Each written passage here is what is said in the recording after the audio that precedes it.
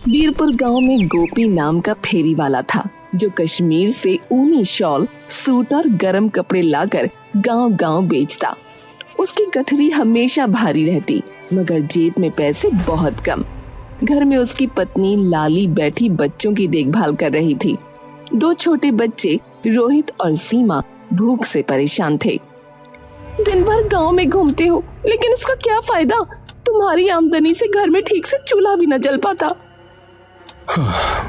मैं जानता हूँ लाली, मैं मेहनत पूरी ईमानदारी से करता हूँ लेकिन कमा नहीं पाता। मुझे पता है, मैं तुम्हारी मजबूरी समझती हूँ। मैं भूखी रह लूंगी लेकिन बच्चों का क्या? गोपी ने बच्चों की तरफ देखा और उसकी आंख में आंसू आ गए। सही कह रही हो तुम, मुझसे भी बच्चों की ये हालत देखी नहीं जाती। लेकिन तुम चिंता ना करो, मैं करता हूँ कुछ। लाली ने सिर हिला दिया। आंसू उसकी आंखों में चमक रहे थे। रोहित ने अपने छोटे हाथों से पेट सहला लिया जैसे भूख से खुद को समझा रहा हो। गोपी बाहर की दुनिया में मेहनत करता रहा मगर घर की हालत देखकर उसकी आत्मा बुरी तरह थक गई थी। हे भगवान, तू किस जन्म का बदला ले रहा है मुझसे? मेरे बच्चों को भूखा रख के क्यों मेरी आत्मा को जला रहा है भगवान, क्यों? गोपी को कपड़े बेचकर मुनाफा नहीं हो रहा था, इसलिए उसने तय किया कि अब वो दूसरे गांव जाएगा। वहाँ कुछ अमीर लोग रहते थे जो उसके कश्मीरी कपड़ों को अच्छे दाम पर खरीद सकते थे। वो अमीरपुर गांव पहुंचा।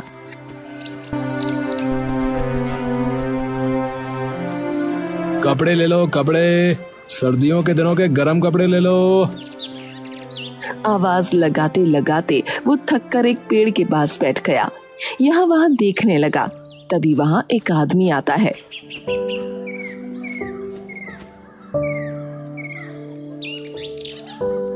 भाई कैसे कपड़े दिए? एकदम सस्ते हैं भैया, ले लीजिए, कपड़ों में कोई परेशानी नहीं आएगी। आदमी ने कपड़े देखे और उसे खरीद कर चला गया। धीरे धीरे गोपी के कपड़े बिकने लगे। वो सबसे प्यार से पेश आता और कपड़े बेचता। अब उसके घर की हालत थोड़ी थोड़ी ठीक होने लगी।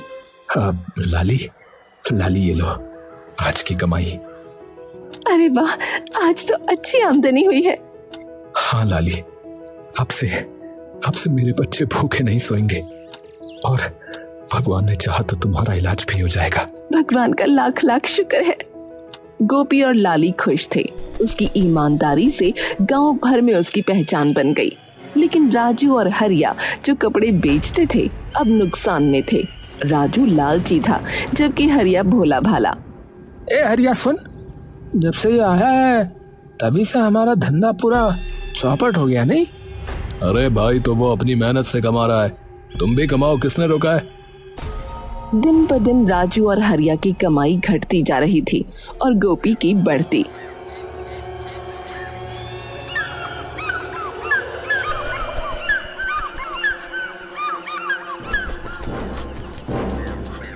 एक दिन राजू और हरिया दोनों गोपी से मिलने उसके पास गए।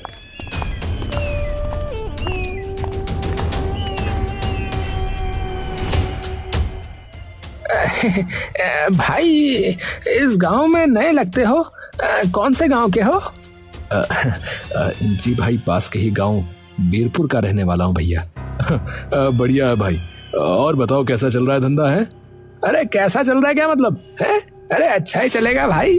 है भाई ने तो हमारे धंधे को भी पीछे छोड़ दिया भाई। नहीं भाई, ऐसा कुछ नहीं है, बस भगवान का आशीर्वाद समझ लो। राजू और हरिया की गोपी से दोस्ती हो गई, पर राजू मन ही मन उससे जलने लगा।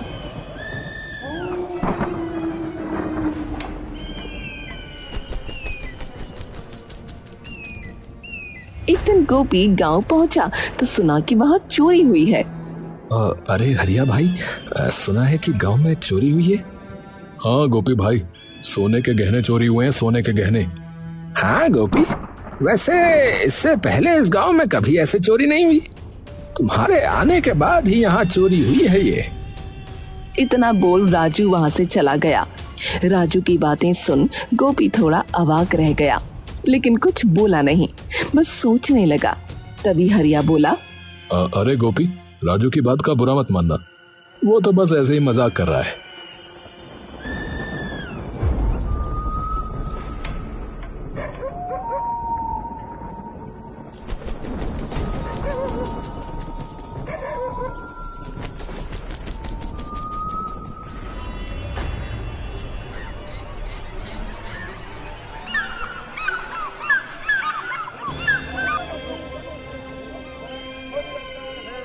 अरे भाई, कल रात फिर चोरी हुई। अब गांव जो है असुरक्षित हो गया है। बच्चे डरते हैं, औरतें रात में नहीं सो पा रही हैं। हाँ, सच कह रहे हो भैया। कौन करेगा ये काम, कोई अंदाजा नहीं लग रहा है। अब तो बच्चों को भी रात में नींद नहीं आती। देखो भैया, चोरी कोई साधारण आदमी नहीं कर सकता है, कोई नया आदमी ही कर सकता है जो लालची हो। हाँ, सही कह रहा भैया, सही कह रहा बिल्कुल। गोपी को समझ आ रहा था कि राजू का इशारा उसकी तरफ है, लेकिन गोपी उसे बिना कुछ कहे वहां से चला गया। लेकिन इस बार उसने ठान लिया कि आज रात वो पहरा देकर सच्चे चोर को पकड़कर दूध का दूध और पानी का पानी करेगा। बस आज की रात और असली चोर सबके सामने होगा।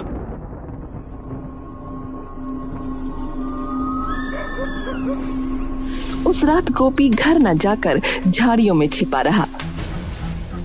उसने एक नकाबपोश को गांव की ओर आते देखा। उसने उसका पीछा किया, लेकिन वो अचानक गायब हो गया।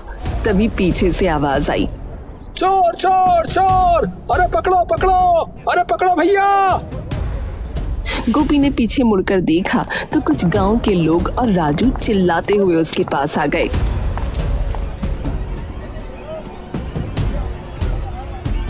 अरे, क्या चोर मिल गया? हाँ हाँ भैया, मिल गया। अरे कहाँ है? अरे ये रहा मेरे सामने। अरे ये क्या बोल रहे हो तुम? राजू भैया बिल्कुल सही कह रहे, घर का भेदी लंका ढाए, ये कहावत तुम पर बिल्कुल सही बैठती भैया। क्या मतलब? मतलब ये कि तुम्हें इस गांव में धंधा करने दिया है और तुम इस गांव में चोरियां करने लगे हैं। जिस थाली में खाया उसी में गंदगी फैला दी तुमने। अरे क्या क्या बोले जा रहे हो भाई? क्या बकवास कर रहे हो तुम? मैं और चोरी? मैंने कोई चोरी नहीं की। अच्छा, तो इतनी रात को यहाँ क्या कर रहे हो? बताओ फिर क्या कर रहे हो, बोलो। अरे भाई, मैं तो चोर को पकड़ने यहाँ आया था। अरे लो भाई, सुनो है, अब ये खुद ही खुद को कैसे पकड़ेगा भैया? है कैसे पकड़ेगा बताओ? अच्छा हुआ मैंने इसे इतनी रात को यहाँ आते हुए देख लिया। राजू, बहुत हो गया। मैंने कोई चोरी नहीं की है। अब एक शब्द भी निकाला तो मुझसे बुरा कोई नहीं होगा, बता रहा हूँ। अच्छा तो ठीक है, तुम्हारी गठड़ी दिखाओ। गोपी अपनी गठड़ी खोजने लगा। तभी हरिया उसकी गठड़ी अपने हाथ में लेकर आता है। अरे ये रही भैया तुम्हारी अमानत, जो झाड़ियों के पीछे तुमने छुपा रखी थी। भैया जरा खोलो तो इसे।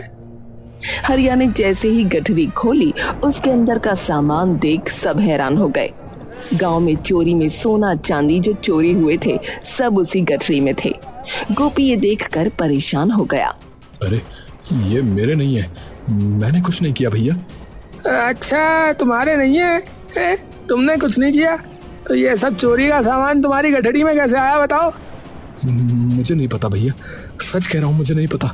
अरे भैया देख क्या रहे हो, मारो इस चोर को। हमने गरीब समझ कर तुम्हें यहाँ पेट पालने दिया और तुमने हमारा ही गला काट दिया भैया। अरे सही कहा, निकालो इसे गांव से मार मार के। सबकी बातें सुन गोपी की आंखों में आंसू आ गए।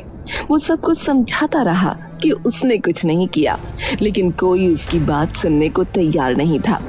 उसे इस गांव से धक्के मार कर निकाल दिया गया। राजू और हरिया आंखों आंखों में इशारा करके खुश हो रहे थे। अरे देखा हरिया, मैंने कहा था ना, गोपी पे इल्जाम लगाना सबसे ज्यादा आसान होगा। अब तो गांव से निकल ही गया वो बेचारा। हाँ लेकिन अरे यार तू फालतू सोच मत। काम बन गया ना अपना, अब गांव में कोई शक भी नहीं करेगा हम पे। चोरी का इल्जाम लेकर गोपी आखिरकार थका हारा अपने घर पहुंचा। दरवाजे पर खड़ी उसकी पत्नी लाली उसे देखती ही रह गई। चेहरे पर धूल, आंखों में थकान और मन में गहरा आघात था। गोपी, ये कैसी हालत बना ली है?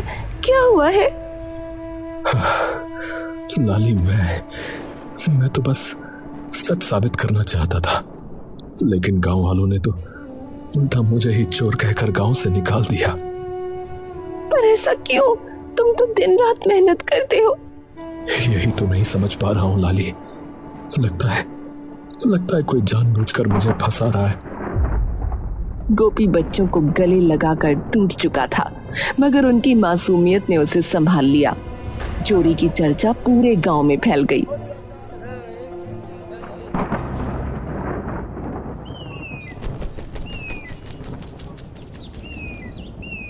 अगले दिन हरिया ने भूखे रोते गोपी के बेटे को स्कूल जाते देखा, जिसे राह में गांव वाले ताने मार रहे थे। अरे देखो, हैं? चोर के बेटे आ गए। अरे तेरे बाप ने सारा गांव लूट लिया रे। मेरे पापा ने कुछ नहीं किया, वो अच्छे इंसान है, वो चोर नहीं है। ये सुनकर हरिया का मन टूट गया। उसने तुरंत तय किया कि अब और झूठ नहीं छिपाएगा।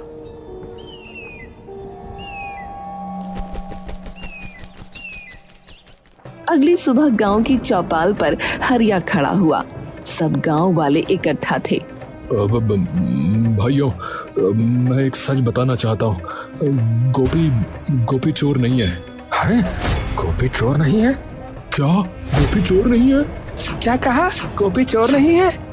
तो भैया फिर चोरी कौन कर रहा था भैया? असली चोर राजू है। उसने मुझे लालच देकर झूठ बोलने पर मजबूर भी किया भैया। गांव वाले दंग रह गए। सबकी नजरें राजू पर टिक गईं। अरे झूठ है ये। मैं चोर नहीं हूँ भैया। अरे चुप, तूने गांव का भरोसा तोड़ा है बे। गुस्साए गांव वालों ने राजू को धक्के मारकर चौपाल से बाहर निकाल दिया। गांव वाले शर्मिंदा होकर गोपी को ढूंढने गए और माफी मांगकर उसे वापस गांव में बुलाया।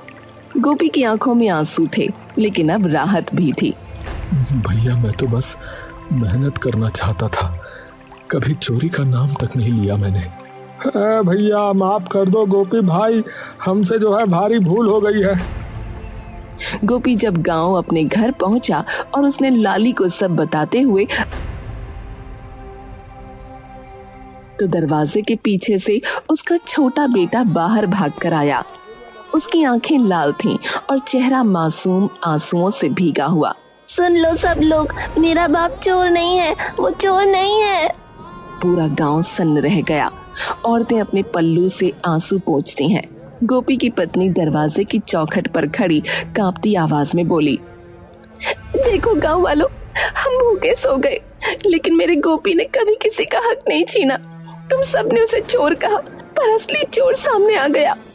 अब गोपी कश्मीरी कपड़ों की गठरी लेकर निडर होकर गांव में आता जाता था। धीरे धीरे उसकी पहचान लौट आई और लोग उसे ईमानदार गोपी कहकर पुकारने लगे। अरे गोपी, अरे तुम्हारे हाथ की चुनी हुई शाल तो और कहीं मिलती ही नहीं भैया। और सबसे बड़ी बात, अब हम निश्चिंत हैं कि तुम जैसा आदमी हमारे गांव में है भैया। इसी बीच वहाँ पर हरिया आता है। अरे गोपी भाई, अब तो सब ठीक हो गया, सच सामने आ ही गया। तुम्हें देखकर अच्छा लगा भाई। हाँ हरिया, सच की राह चाहे लंबी हो, पर जीत उसी की होती है।